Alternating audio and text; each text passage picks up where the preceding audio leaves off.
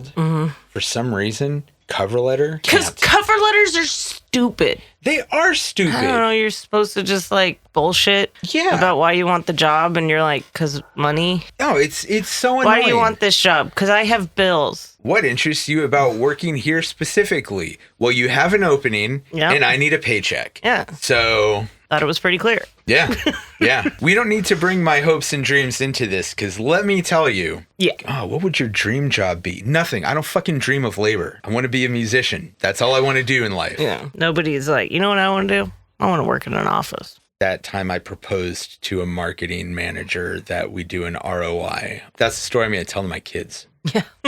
So welcome everyone to Streaming Screams Season 2. I am Glenn. I am here with Jessica. Hello. And if I sound really excited today, it's because we are debuting the new format for the pod. We are going to be doing one movie per episode, which, if I'm being honest, is going to be a lot easier to record and edit and all that good stuff. And we're going to be putting out episodes not only on the first Thursday of the month, but now on the third Thursday of the month as well. Woohoo. This is my second take saying this. Jessica said that I didn't sound excited the first time, so I tried to put on my best 80s MTV hopped up on Quaaludes voice. Quaaludes are downers. Yeah, I don't know, man. That was a Dead Kennedys reference. So there will be some punk out here who got that. Anyway, all of this is super relevant to the movie that we're going to be discussing today, Heretic. Released in 2024. Written by Scott Beck and Brian Woods. Directed by Scott Beck and Brian Woods. We've got Hugh Grant, of all people, as Mr. Reed, a reclusive middle-aged man who is obsessed with religion. He is dapper and extremely charming, both in that befuddled way that is so typical of rom-com Hugh Grant, but also in a very affable and intellectual fashion. Under this, however, he is spiteful, jaded, and manipulative to an extreme. He not only wants control, he wants everybody to know that he's in control, and he is much like the proselytizing preachers, using a friendly facade to allure his subjects in to fall under his control. I heard somebody refer to him as a Reddit atheist. He's much less obnoxious, though.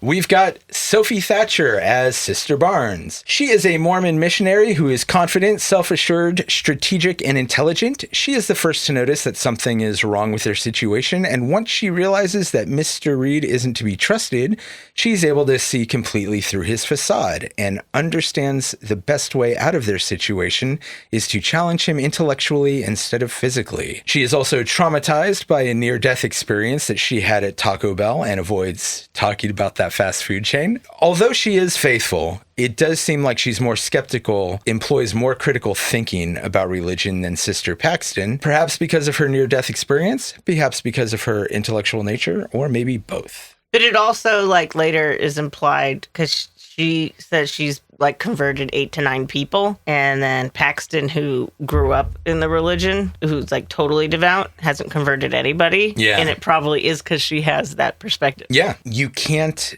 win an argument with somebody if you don't understand them or their view, you know? We've got Chloe East as Sister Paxton, another Mormon missionary who is friendly, warm, and a little awkward. She is also very naive and wants to see the best in others. Like Sister Barnes, she's actually very intelligent, but is more apt to let her emotions cloud her judgment and give others the benefit of the doubt. While Sister Barnes may be able to go toe-to-toe with Mr. Reed on an intellectual level, Sister Paxton's empathetic nature gives her insight into his actions, behavior, what he's planning, and what he's thinking. She is, as Jessica just mentioned, a true believer, and she's the type who finds confirmation of her religion in completely unrelated She doesn't know anything else. Yeah, but she's 100% the type of person that if you're like, how can you prove to me God exists? She'll be like, the smile of a child, the existence of a tree. A sunrise. Yeah. Like, okay. Yeah. In this case, it's much funnier, though. Yeah. She's adorable, though.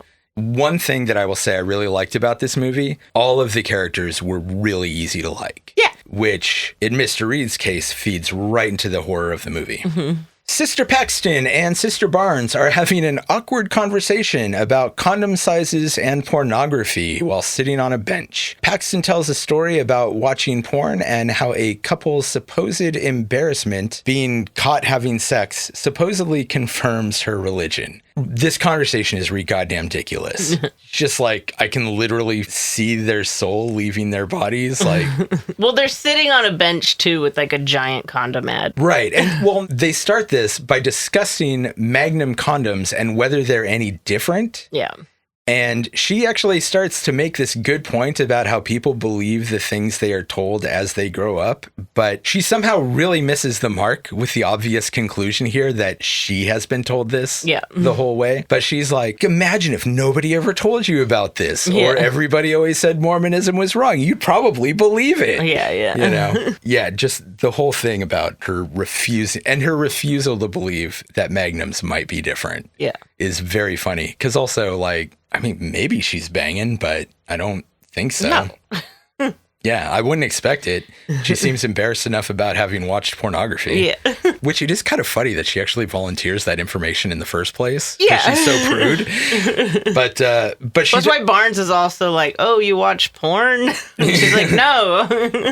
Right. It's like, it's fine if you do. Yeah. They almost had a real solid connection there. Yeah. I wanted to look up how old missionaries are when they go on these whole trips that they're on. Mm-hmm. And I found out that they're like actually roommates at that age. They're basically a matched pair. Yeah, they don't know each other though. But you would think they would like have a little bit more of a rapport at this point. But no, maybe because not. They literally pair them up with complete strangers. Yeah, but they like live together and all that shit. Only during the mission. Really? I thought it was for this whole phase of during the mission initiation. So just during the mission, they're paired up with complete strangers, and then they can't be out of earshot of each other. Like even when they're like at home going to the bathroom or taking a shower, you have to be able in earshot of each other at all times. Interesting. But you don't know each other, and a lot of times they don't like each other. Yeah, they do seem to get along, but they really do have trouble. Because they have trouble letting each other in. Well, we don't know how long they've been on a mission. Long enough that Barnes has converted like 8 people. Although, well, I guess maybe that was a different mission because they're doing this together. I don't think you have to be on a mission to convert people. I mean, I don't know. That's true. Either way, this is a fun scene and makes these characters really likable. Yeah, right like away. Instantly. Yeah. This is definitely not one of those movies where you want the bad guy to win. You're 100% with these girls. Even if you're one of those people who like doesn't like Mormons or something.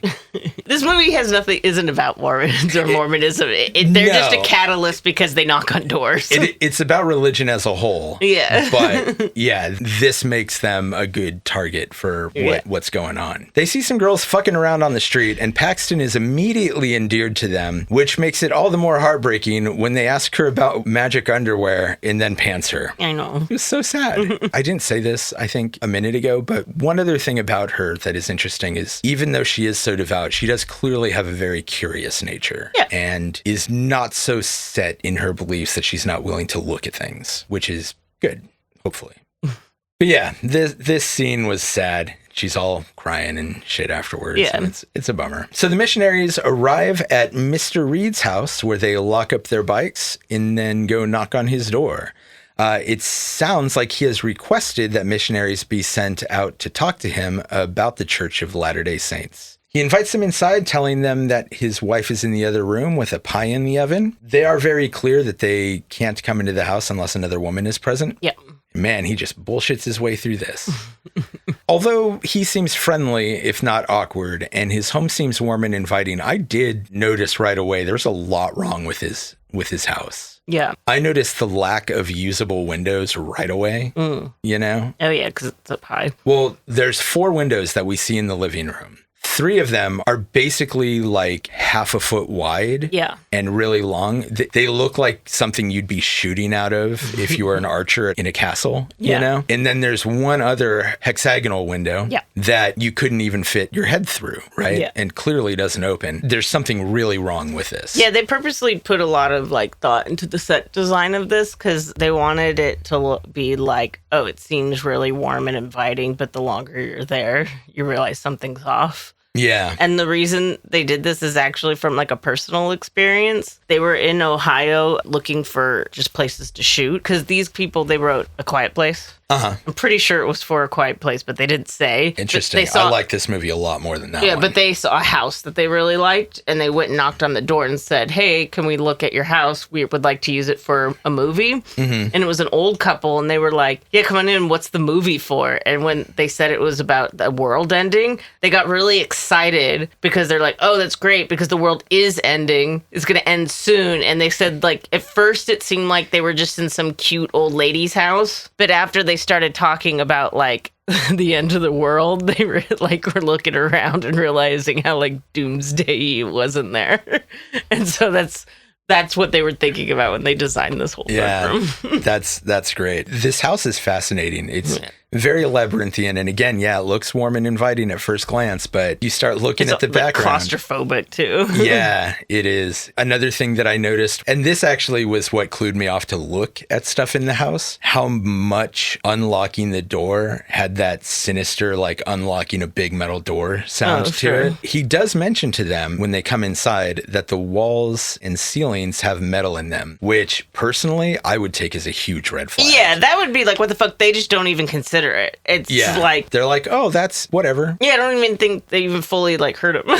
Yeah, I don't. I mean, Sister Barnes reacts to it. She says, "Yeah, that's fine," because she clearly doesn't understand what that means. Yeah, and I don't think that they realize right now that they're for the first time being given a choice. Yeah, because he says, "I hope you're okay with that," and they say yes. Yeah. So Paxton is immediately comfortable and trusting, but Barnes seems to have an idea that something is wrong, but she doesn't know what yet. In particular, taking note of a butterfly in a bizarrely tiny window, and that's that hexagonal one that I mentioned. They start talking about the religion and the importance of finding the right faith for oneself, and there's some awkward moments and very odd comments on Mr. Reeds's part, particularly when he asks Sister Barnes about how her father passed away, and then asking them their opinion on polygamy, a topic that he uses to get into a much larger lecture about his journey to find the one true religion. Yep. The way he manipulates them in this is so interesting because he does basically lecture them the whole time, but he makes them feel like it's a conversation. Yeah, but he's starting to manipulate them as soon as he answers the door. Oh, yeah. Like, he's leading them in of him being like, oh, kind of like a clumsy guy, because, like, he mixes up their names, even though they're wearing name tags. Yeah, when asked about how her dad dies, because, like, they're like, oh, my wife's making a blueberry pie. And then it's like, how did he die? It's Lou Gehrig's disease. And he goes, oh, blueberry disease. Yeah, it's really interesting. Something that I really liked about this movie and found fascinating was that they had Hugh Grant really playing against type, but they did it by having him play directly into his own type. Yeah. In this other context of being dangerous and trying to lure them in, basically. I really enjoyed Hugh Grant in this movie. Yeah, he's great. I'm not a big rom-com guy, but I've seen enough rom-coms with him in it that when I heard about oh god, it was everywhere. Yeah. And when I heard about him in this movie, like even his cameo in like the second Knives Out movie I never saw. Oh really? I haven't seen any of them. They're actually fun. Yeah, I was meant to, just haven't. So the detective played by Daniel Craig, he is Daniel Craig's partner. At least in the second movie, somebody comes to their door, and it was this weird cameo where he's in a romantic comedy with Daniel Craig for a minute. But yeah, when I heard that he was going to be in this movie, I had a very hard time imagining it working out. Yeah. Because he's just so charming in this bumbling way. Point. Yeah. Barnes's unease has been growing throughout this whole conversation. She now starts to insist that they meet Mr. Reeds's wife. They've mentioned her a few times, and he always sort of plays it like, oh yeah, she's coming soon. Yeah. She insists that they meet her this time, and he leaves, and she inspects this candle that's been sitting on the table, seeing that it is blueberry scented. The pie, much like the cake, is a lie. I also want to know where they sell this candle on the A24 website. Yeah, I kind of want it. Well, I'm just like, this smells so much like a blueberry pie that you literally think somebody's baking. I think not. Probably not. But if you're not thinking about it and somebody tells you that there's a blueberry pie in the oven and you're getting this thing that's sort of in that same basic ballpark, your brain will absolutely fill that in. You know, your brain fills in some weird things, and that's something that he manipulates a lot. I've never thought a candle smelled like something baking. No, but you've probably never walked into a house and had somebody lie to you about baking something, but then having a candle that emits that scent. Right? I don't know. I think I would know. I mean, you think so.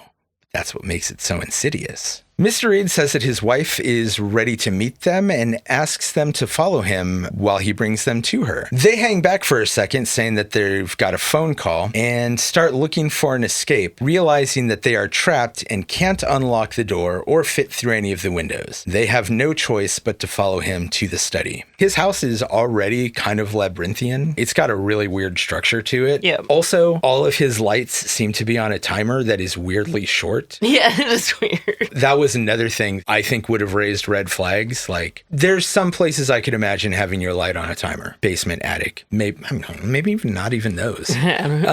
But you know, I'm sure that there's some uses for that. Sure. Not your living room. Yeah. And not like an hour or 15 minutes at a time or whatever it is. Yeah. It does not last long. So they follow him into the study, which is made up to look like a church, and he gives them this ominous, kind of threatening lecture about how all religions are just variations and adaptations of each other, but how he has found the one true religion. I don't know if he says he found the one true religion, but that's what his point is to find the true religion.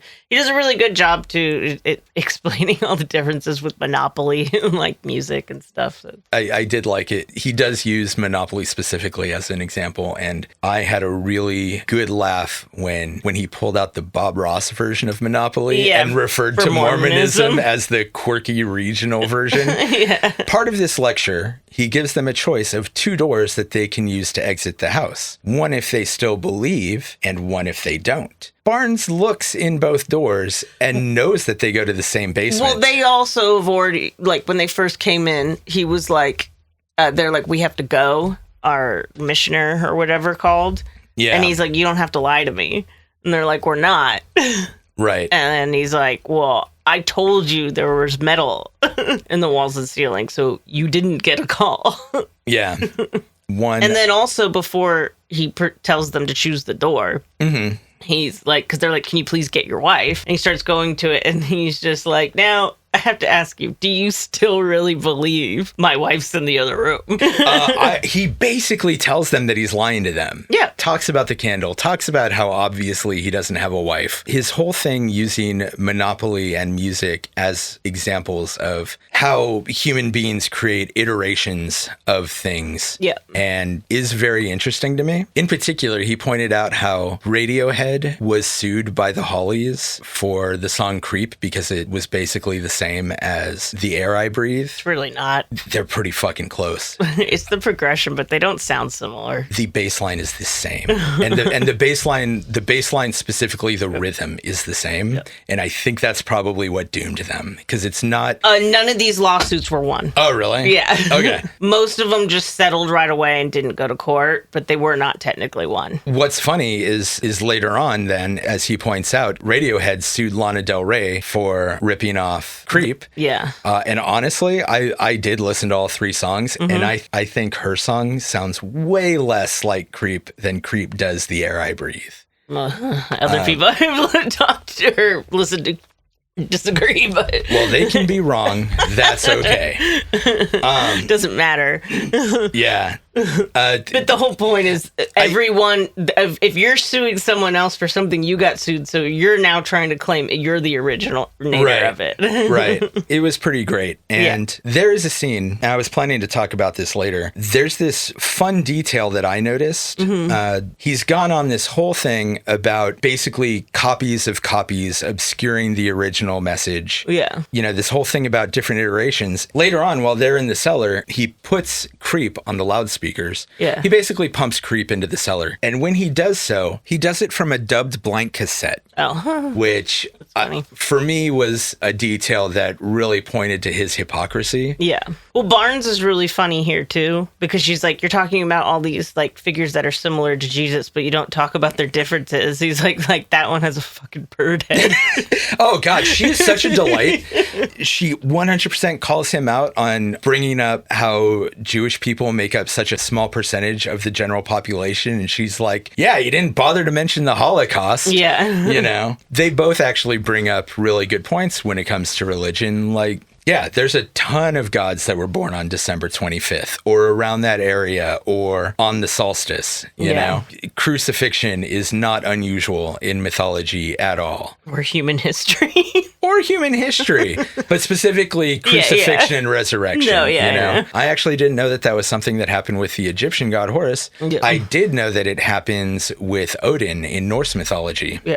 She is written in a very smart way. Even in moments like this, her cutting right through the bullshit can be really funny. Yeah. Yeah, this movie is very funny. A lot of it. Yeah. There's lots of funny moments. There's a lot of very funny moments. It's also, it is extremely dark. Yeah. But it's got this great balance of being grim and being funny. And everything is done with charm, if that makes sense. Yeah. Which, of course, Hugh Grant is central to. Because say what you want about Hugh Grant in any of his movie roles, he is a very charming man. Sure, yeah. And it's like the primary thing that he brings to any acting role is just charming the pants off everybody. Yeah. Which I think you should always be wary of overly charming people. Thanks for joining us here at the Streaming Screams podcast. Please follow us on Instagram, Facebook, Threads, and YouTube at Streaming Screams Pod. You can also find us on TikTok and Blue Sky at Screams Pod. Every follow, like, thumb, rating, review, subscription, and share all help us out a lot with all the algorithm shit. So if you like what we're doing, please rate us wherever you get your podcasts, like our posts, you know, all that other good internet bullshit. And again, thank you for listening to the Streaming Screams Podcast. Eventually, believing that they have no choice, they decide to go through the belief door. However... Well, Paxton first tries to get them to go through the non-belief door because she thinks that's what he wants. Right.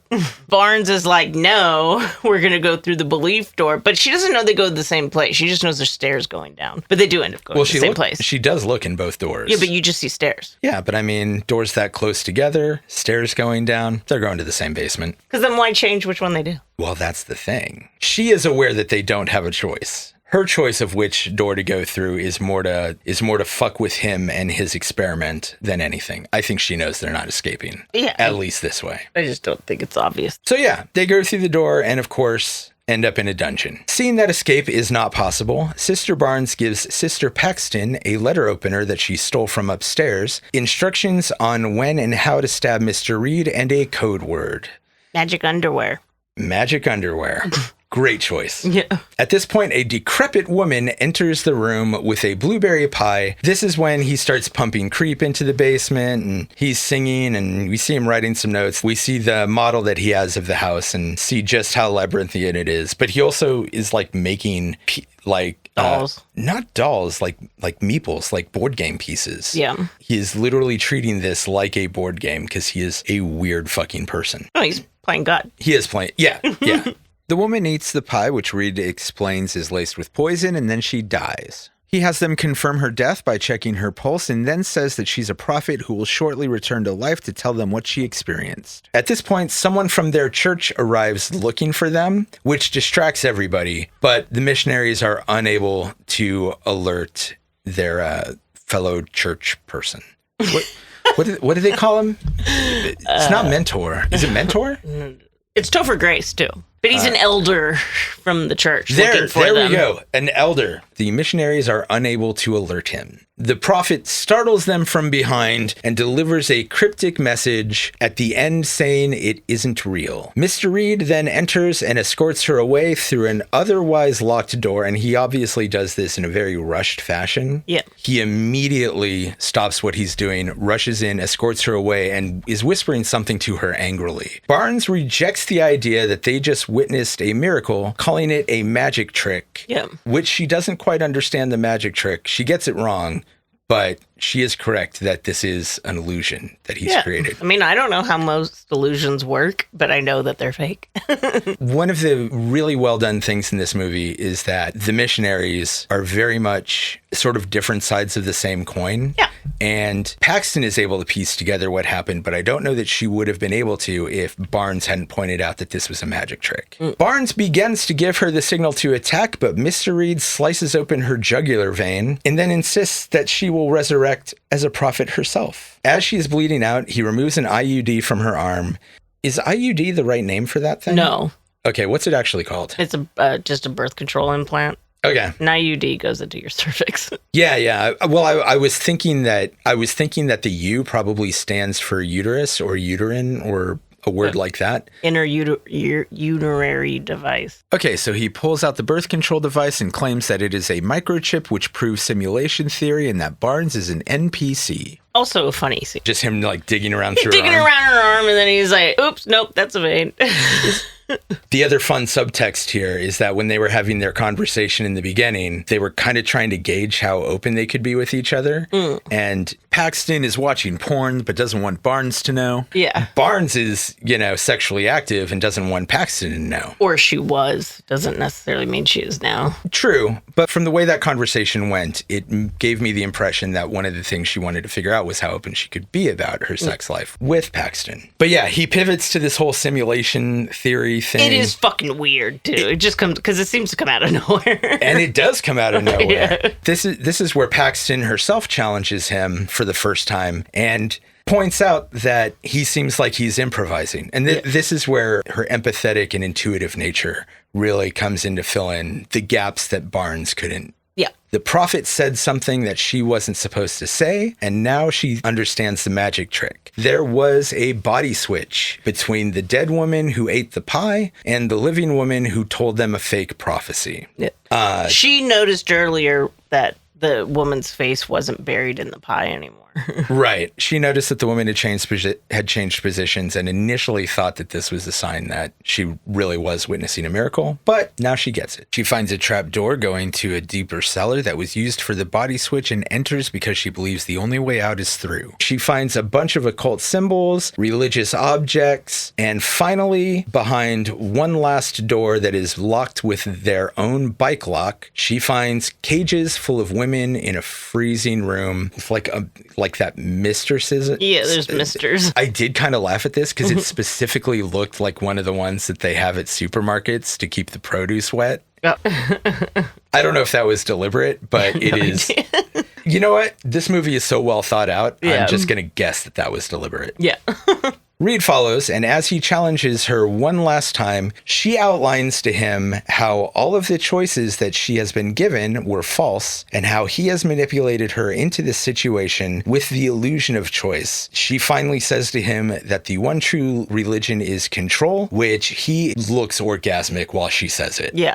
The only real choice they had was entering to begin with. Well, and even then, like, that's sort of what they do. Yeah, yeah. Know? Even when he tells them about the metal in the walls, he acts like this was, he brings that up and acts like that was a choice that they made, but the door was already locked. They weren't getting out. Yeah. Everything since then has just been for his own sick amusement, basically.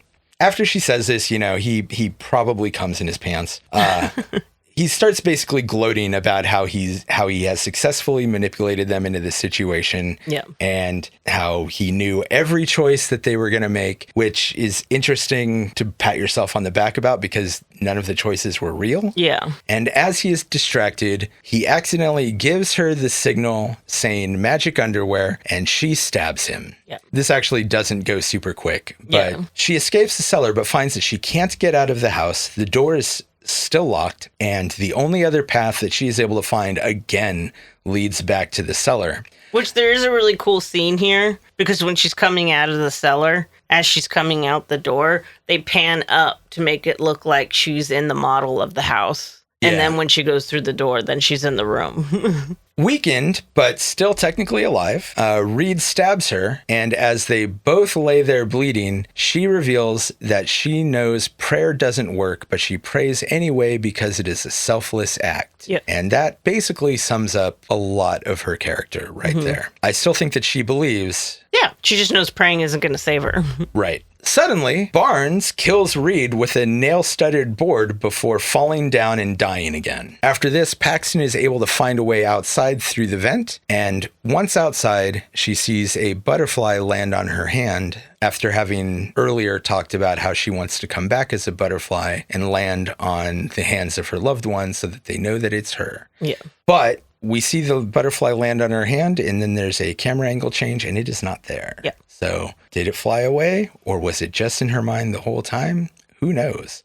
And that's the end of the movie. Yep. How did you like this one? I like it a lot. Yeah, I loved it. Yeah. I was, like I said, I didn't know what to expect. Could not imagine Hugh Grant in this sort of role.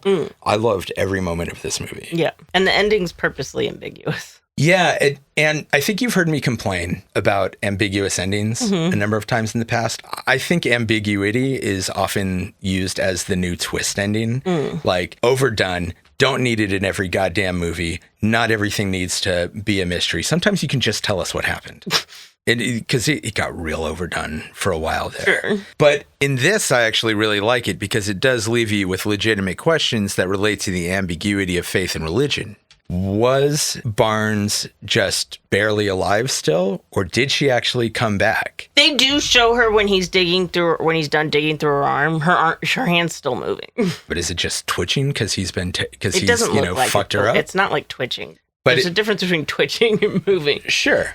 But it's been a while, and she was bleeding profusely. Yeah, see, everybody talks about this, but let me tell you, there's been true crime cases where literally a girl got both their arms cut off and was thrown off a fucking cliff and was able to get up and walk, like, for hours. Sure, but I mean, he cuts her jugular vein and opens up her arm, which is going to tear apart that artery. Well, no, he doesn't hit the artery, because he pulls it out and then puts it back in. So. Yeah. Which is a very funny scene. Yeah, but so it's possible. People have lived through, but again, it doesn't matter. Right. The point is whatever you believe is what happened. Yeah, I just like that the question is there. Was she resurrected, or was she just on the edge of death? Some people... Was she resurrected because Paxton said a prayer at the end? Oh, no. But Barnes even set up that when she had her near-death experience, that the whole thing is like, oh, when you're dying, like, your brain does crazy things. So it doesn't matter what the prophet supposedly said when they woke up. Yeah. And so that also is the question, is Paxton dead or dying? And she just believes she escaped. Right. And if she isn't dead, if she did escape, did that butterfly fly away, or was it in her mind? Also, and even if she gets out, is she going to make it? They showed they had to ride pretty far to get there. Yeah, yeah. And she's been stabbed in the stomach. Yeah. Yeah. Really, really well done movie. Yeah. Very smart. Yeah. So this movie took over 10 years to make. Really? Yeah. So it was supposed to be their second movie. Mm-hmm. They did, like I said earlier, A Quiet Place, which they were like, oh, we were trying to make a movie that was scary without any talking. Mm-hmm. So they wanted their second movie to be a movie that was scary that mostly based on talking. But then... Interesting. They were like, oh, we can't successfully write the Mr. Reed character without having the knowledge base he does of religion. So then they went and like studied like a bunch of religions and stuff. Huh. They also wrote Haunt. The like Halloween haunted house? Like, yep. Really? Yeah. Man, their movie's very wildly in quality. Yeah. But they said they thought it took that long to make because, again, they were like, oh, we can't successfully write a movie like criticizing religion without knowing a lot about religion. They also said this isn't actually supposed to be a criticism of religion. No, and I don't think it's not a criticism of Mormons. It's a They said this is about how scary absolute belief of anything is. Yeah. So your absolute belief of non-belief is just as scary as absolute belief in God. Yeah, I did not take this as being anti-religion or pro-religion. Yeah. I thought that it was really meant to provoke questions in the audience. Yeah. And it's just weird because, like, the Mormon church, they actually liked the Book of Mormon, the musical, which is referenced in this. Yeah, yeah. But they really hate this movie. Really? Yeah. Why? They think it's mocking their religion. I don't know. I did watch like a really long video of an ex-Mormon watching this, and her big thing, which also might be Mormon's problem with it, is that the trick he's using to get them in the house, she's like 100% would work.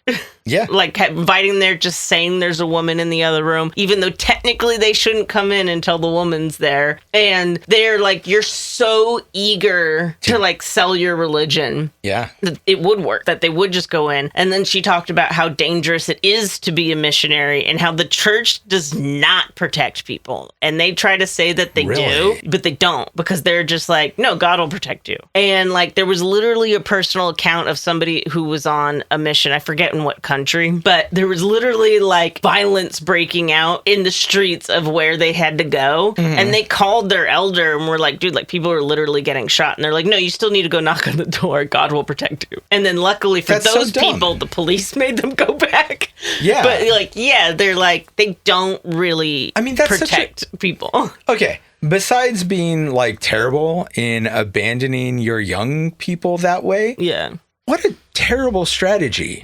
Hey, there's a riot going on. Do you want to sit down and like talk about Jesus, I don't know, over a cup of tea? Yeah. You know, that's so dumb. She also talked about how like Mormonism, and this is the ex-Mormon, so this doesn't have to do with the writer. Right. But that knocking on people's door, people align it with salesmen. But people don't realize how much it really is like salesmen. Like they have to write down stats. They have like a log that they have to keep of like what they talked about, how many people they talked, who took a book, who took a pamphlet. Like it's sales stats. Yeah. Like it is them selling it. So, and going back to the point you mentioned about her saying that this would absolutely work. Yeah. One of the things that I thought was really well done in this film is that, and this is in my notes, everything about this film's structure mimics exactly the way people are recruited into religions or cults. Sure. Well, also interesting, both the actresses actually did grow up in Mormonism. Oh, really? Yeah, one of them was a convert later, which I think Paxton, I could be wrong, but I think the actress that played Paxton was interesting, the convert into the religion. And the one that played Barnes was the one that grew up from birth, which is just funny because that's reversed. Yeah, weird. But they both aren't in the religion now, but they were. Other funny detail that I noticed, besides being this labyrinthian metaphor for religion, the house is clearly modeled after heaven, purgatory, and hell. He has in the basement, he has a picture of all the layers of hell. Yeah. Is it just hell, or is it it's the whole Dante's divine Inferno. It's the funnel thing. No, I know, but is it just Inferno, or is it the whole Divine Comedy? It's just the Inferno. Just Inferno? Yeah. Okay. Like we've got the warm, inviting place up top. We've got the dungeon where everybody goes through an ordeal. Yeah. And then we've got downstairs where the women are kept freezing in cages. Yeah. So I did think that was really well done, how they had the structure of both the house and the movie work in these great metaphorical ways. We're going to rename the podcast to Dante's Inferno is Everywhere. I know, right? I also thought there was an interesting character trait with Reed, and this is going to sound like I'm really bagging on religious people, and I'm not doing it intentionally. But there is a huge cognitive dissonance between Reed's idea of control and choice, because Reed makes this whole speech about how all the women there made the choice that led him to the dungeon to be his prophets, which is absolute bullshit. There was never a choice that was offered to them after they had entered the home, and all of the choices that he gives them are false. And yet he talks about how he was able to predict every choice that they made, even though there were none offered I feel like this is something that happens with a lot of religions. Yeah. There's always this thing where people tell you that there's a choice, but then there really isn't. And they will acknowledge both of these things in the same breath, and it will not trigger a single thought. Well, not even to do with religions or cults. Scientists and philosophers argue the idea of free will. Does it exist? Or are your choices preordained by your like where you came from, your genetics, your like? I would actually, I've heard that argument broken down onto an atomic level, because even like the atoms in our brain are still subject to the rules of thermodynamics and electricity, which I think electricity is part of thermodynamics. Not a scientist. Are the atoms in our brain doing what they do as the result of some actual consciousness, or is it just constant response to electricity and heat and gravity and, the laws of physics, which really basically comes down to like, is this all just an accident from the Big Bang? Yeah. So I wonder in this movie, like, so I thought about like, is there a way out? Is there a way out if you're already in there? Mm-hmm. I would just stay in the front row. I thought so too. Because he's like, the door unlocks in the morning. All right, well. Yeah, not going anywhere else. Yeah. Where's that pie? Yeah, I guess I'm staying right here. Yeah. This is definitely not, this is not a movie where you're yelling at somebody not to go up the stairs, Yeah. It's not a huge cast, but everybody is smart. Yeah, no, when she opens the first door and we don't see it, but she sees the downstairs, they show a single tear go down because she knows that they're fucked. Yeah. Like they already were afraid, but that's the moment she's like, we're fucked. Right. But so the interesting thing here, though, is that with all these characters being really smart, it does also kind of show that intelligence does not save you from brainwashing or manipulation. No, lots of smart people are in cults. Yeah. Lots of smart people end up in cults. A lot of people that are too smart for, end up in like dumb situations where they're committing crimes and shit. Your intelligence could be used against you. Yeah. There's a lot in politics that really bums me out because I know people who I vehemently disagree with, and it gets really tempting to just straight up hate them at times. But nobody is immune to these techniques. Yeah. You and I aren't. Yeah. And like, kind of always got to ask yourself, what manipulation or propaganda have I fallen for? Yeah. What in my life am I just completely fucking wrong about? I don't think it's, a ton, but maybe there's something I'm doing really wrong. Yeah. Just because somebody told me to. Who knows? I like to think not. I like to think I marched my own drummer. I'm a human being, God damn it. Excellent movie. Yeah, it's great. Who would you recommend this for? Obviously, if you like religious horror or psychological horror, but also if like you're typically wary of horror and you don't want anything too gruesome, there's like one scene and it's not that graphic, and they even do kind of have like a laugh in the middle of it. So I would basically agree with that. I think if you are interested in a horror movie that is going to actually challenge some of your preconceived notions about your life and even beyond, this is a really good one. This is definitely not a shut your brain off horror movie. Yeah. It is scary. Yeah. It is scary in the way that makes you think the whole time, and it forces you to ask bigger questions that are often really uncomfortable as you watch it. Yeah. And of course, just question the nature of everything around you. If you're looking for anything other than stupid horror, give this one a whirl. Yeah. So if you would like to watch this, you can watch it on Max starting this Friday on March 7th. And if you want to rent it, you can rent it on Amazon Video, Apple TV, Fandango, Microsoft, Flixfling, and Plex. Yeah. So go to one of those. Yeah.